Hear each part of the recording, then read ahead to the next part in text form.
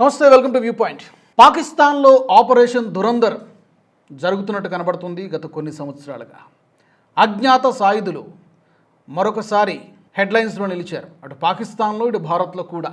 గడిచిన కొన్ని నెలల్లోనే దాదాపుగా ఒక 30 నుంచి 40 మంది కరుడుగట్టినటువంటి ఉగ్రవాదుల్ని పైకి పంపించేశారు ఈ అజ్ఞాత సాయుధులు. మీరు ఏ పేరైనా పెట్టి వెళ్ళండి, అజ్ఞాత సాయుధులు అంటామా, అన్నోన్ గన్మెన్ అంటామా, సైలెంట్ కిల్లర్స్ అంటామో తెలియదు, కానీ ఎవరు చేస్తున్నారు, ఎందుకు చేస్తున్నారు, ఏ ఉద్దేశంతో చేస్తున్నారో తెలియదు, కానీ అదొక పెద్ద మిస్టరీలాగా మారింది పాకిస్తాన్లో.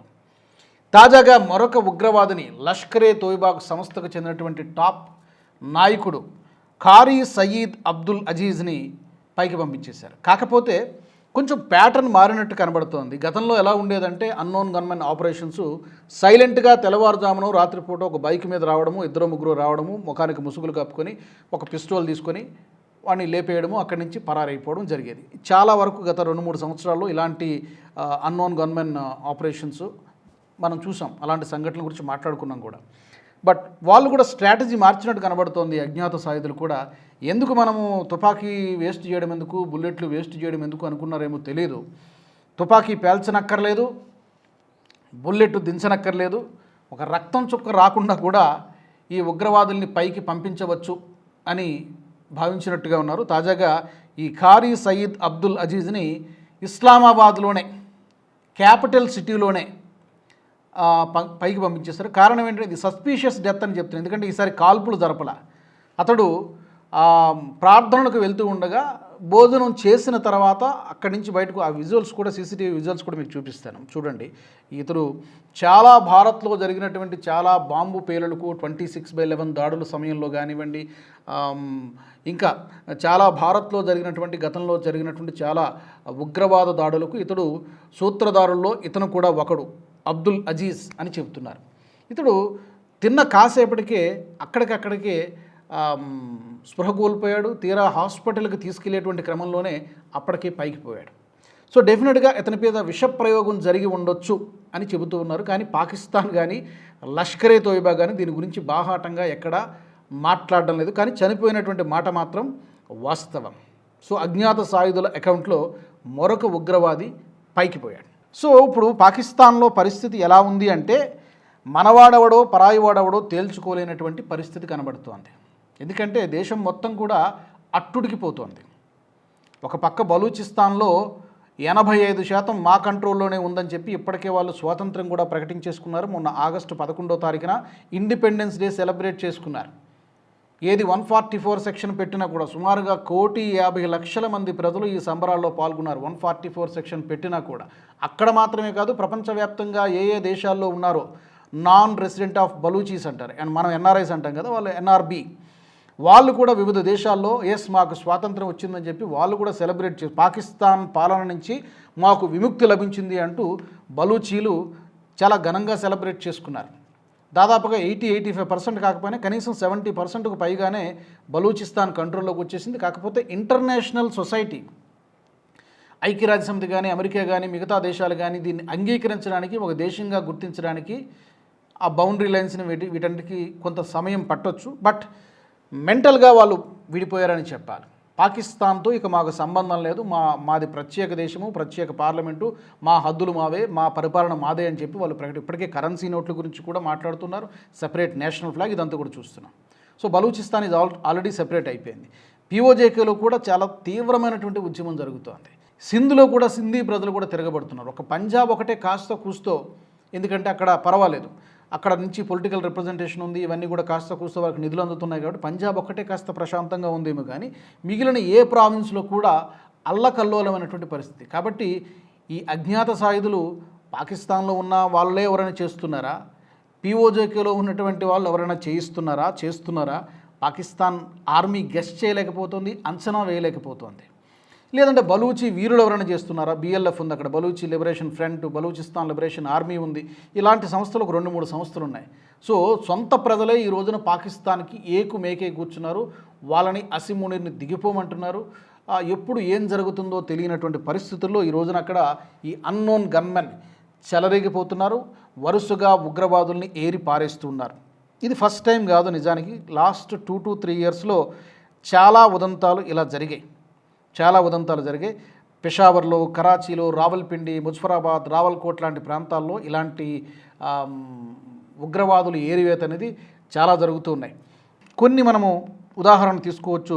2023 అక్టోబర్ 11న షహీద్ లతీఫ్, జైషే మొహమ్మద్తో సంబంధాలున్న షహీద్ లతీఫ్ను పాకిస్తాన్లోని దస్కాలో ఒక మసీదులో అన్ఐడెంటిఫైడ్ గన్మెన్ను కాల్చి చంపేశారు. ఎప్పుడు జరిగింది? 2023లో అక్టోబర్ 11న.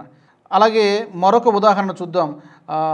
రజావుల్లా నిజ్మానీ అలియాస్ అబూ సైఫుల్లా ఇతను 2025 అంటే లాస్ట్ ఇయర్ మేలో లష్కరే తోయిబాకు చెందినటువంటి ఇతడు ఉగ్రవాదిని మాట్లీ అనే ప్రాంతంలో 3 అన్ఐడెంటిఫైడ్ గన్మెన్లు వచ్చి కాల్చి చంపేశారు. సో అలాగే చాలా జరిగినాయి. Example number 3 Sheikh Yusuf Afridi. ఈ సంవత్సరమే జరిగింది. 2026 ఏప్రిల్ 26న లష్కరే తోయిబాలో చాలా చీఫ్ కమాండరు, అంటే ముఖ్యమైనటువంటి కమాండరు, ఇతను కూడా అజ్ఞాత వ్యక్తులు పైకి పంపించేశారు. ఈ విధంగా లష్కరే తోయిబా అలాగే జైషే మొహమ్మద్ ఉగ్రవాద సంస్థలకు చెందినటువంటి టాప్ కీలకమైనటువంటి ఆపరేషన్లో ఉన్న వాళ్ళందరినీ కూడా ఒక్కొక్కరిగా ప్రతి నెల రోజులకోసారి 2 నెలలకోసారి ఎవరో ఒకరు లేచిపోతూ ఉన్నారు. ఈ మధ్యన స్వయంగా ఎల్ఈటీకి చెందినటువంటి ఒక కమాండరే గత 30-40 మంది మా వాళ్ళని లేపేశారు, దీని వెనక భారతే చేయిస్తోందని చెప్పి ఒక వీడియో అక్కడ పాకిస్తాన్లో మాట్లాడినటువంటి ఒక వీడియో వైరల్ అయింది. అది కూడా మనం చూసాం. అతను ఏం మాట్లాడాడో. 2026లోనే మరొక ఇన్సిడెంట్ కూడా జరిగింది. బిలాల్ ఆరిఫ్ సలాఫీ, అతను కూడా అన్నోన్ గన్మెన్ ఖాతాలోనే పోయాడు.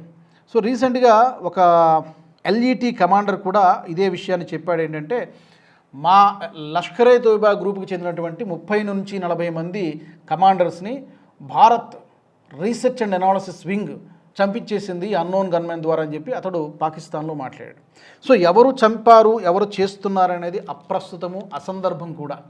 బట్ ఇండియన్ పర్స్పెక్టివ్లో, భారతీయ దృష్టికోణంలో మంచి జరుగుతుంది. ఎందుకంటే చనిపోయిన వాళ్ళందరూ కూడా భారత్ను విచ్ఛిన్నం చేయాలనుకున్నటువంటి వాళ్ళు, భారత్లో అల్లర్లు, భారత్లో ఉగ్రవాద బాంబు దాడులు చేయాలనుకున్న వాళ్ళు, ఆల్రెడీ చేసిన వాళ్ళు కూడా. మన భారతదేశంలో చాలా సిరీస్ ఆఫ్ బ్లాస్ట్లు అప్పట్లో జరిగేవి. యూపీఏ హయాంలో హైదరాబాద్లో, బెంగళూరులో, చెన్నైలో ఇట్లా చాలా చోట్ల జరిగాయి. ఈ బ్లాస్ట్ల అన్నిటికీ కూడా ఇప్పుడు చనిపోయిన వీళ్ళందరూ కూడా ఏదో ఒక ఆపరేషన్తో లింక్ అయి ఉన్నటువంటి వాళ్ళే. ఇంకా ఫ్యూచర్లో చాలా ఆపరేషన్స్, చాలా బాంబు దాడులు చేయడానికి కసరత్తు చేస్తున్నటువంటి వాళ్ళే. సో భారత శత్రువులు, వ్యతిరేకులు ఒక్కొక్కరిగా పైకి పోతున్నారు. కాబట్టి భారత్ విషయంలో ఇది మంచిగా జరుగుతోంది. కాకపోతే అందరూ ఎదురు చూస్తున్నది ఏంటంటే, మన దేశంలో ఉన్నటువంటి జాతీయవాదులు, భారతదేశాన్ని ప్రేమించే వాళ్ళు, అభిమానించే వాళ్ళు ఎదురు చూస్తున్నది ఏంటంటే, పెద్ద తలకాయలు ఒక 2-3 మిగిలిపోయినాయి. ఎవరది? లష్కరే తోయిబా చీఫ్గా ఉన్నటువంటి హఫీజ్ సయీద్ ఇంకా మిగిలిపోయాడు.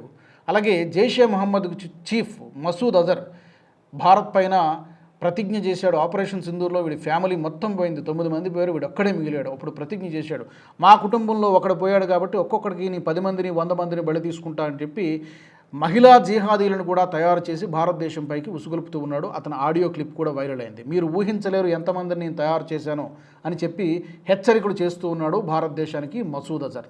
సో ఈ 2 ప్రధానమైనటువంటి ఉగ్రవాద సంస్థలు. దీనికి అనుబంధ సంస్థలు అక్కడ చాలా పనిచేస్తున్నాయి, భారత్లో కూడా పనిచేస్తున్నాయి. వీళ్ళ తాలూకా sleeper cells, over ground workers ఇవన్నీ కూడా. సో 10ల సంఖ్యలో ఉన్నాయి. వీళ్ళిద్దరూ మసూద్ అజర్, హఫీజ్ సయీద్, వీళ్ళతో పాటు దావూద్ ఇబ్రహీం. ఎప్పటి నుంచో వీళ్ళందరికీ కూడా Z+ category, very VVIP tight security కల్పిస్తోంది పాకిస్తాన్ ఆర్మీ. వీళ్ళ ముగ్గురిని కూడా లేపేస్తే సగం దరిద్రం పోతుందో భారతదేశానికి సంబంధించి. ఎందుకంటే వీళ్ళే మాస్టర్ మైండ్స్. భారతదేశంలో ఎక్కడ ఏం జరిగినా, ఏ ఉగ్రవాద ఘటన జరిగినా తప్పకుండా వీళ్ళ ముగ్గురికి లింక్ అయి ఉంటుంది. ఇది వాస్తవం. గతంలో ఎన్నోసార్లు మనం చెప్పుకున్నాం. మరి దీనికి సంబంధించి అన్నోన్ గన్మెన్ ఎవరై ఉంటారు? చేయిస్తోందా, భారత ప్రభుత్వం చేయిస్తుందా? Anyway, whatever it is, మీ థాట్స్ ఏంటి ఈ విషయంలో తప్పకుండా మీరు కామెంట్ సెక్షన్లో పెట్టండి. మరొక ఎపిసోడ్లో కలుద్దాం. జై హింద్. ఈ వీడియో మీకు నచ్చినట్టయితే లైక్ చేయండి, 10 మందికి షేర్ చేయండి. అలాగే కామెంట్ల రూపంలో మీ అభిప్రాయాలను మాతో పంచుకోండి. Nationalist hub group of channels ను సబ్స్క్రైబ్ చేసుకుని తెలుగునాట జాతీయవాద జర్నలిజాన్ని ప్రోత్సహించండి. ఈ వీడియో కింద ఉన్న బెల్ ఐకాన్ పై క్లిక్ చేయడం మర్చిపోవద్దు.